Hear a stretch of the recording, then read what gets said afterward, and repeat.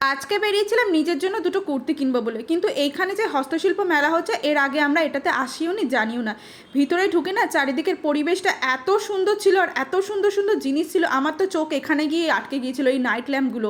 তারপরে তো তোমরা জানোই হস্তশিল্প মেলা মানে অসম্ভব অসম্ভব সুন্দর সুন্দর জিনিস হাতের তৈরি, যেমন ব্যাগ তেমন হার কানের, কোনটা ছেড়ে কোনটা দেখি। আমি এখানে এইগুলো দেখছিলাম, এই ক্রিস্টাল ব্যান্ডগুলো, এগুলো না এর আগে আমি পরিনি। ও বললো কটা নাও, দেখতে খুব সুন্দর লাগছে, তো তিনটে তিন রকম কালারে নিলাম।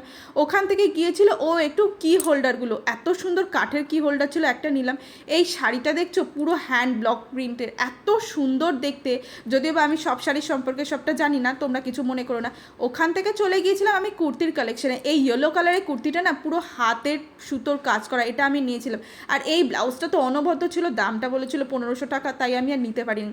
এটা দেখেছো কত সুন্দর শাড়ি। সত্যি কথা বলতে না হস্তশিল্প মেলায় গেলে না একটা অন্যরকমই ফিল লাগে, তাই না?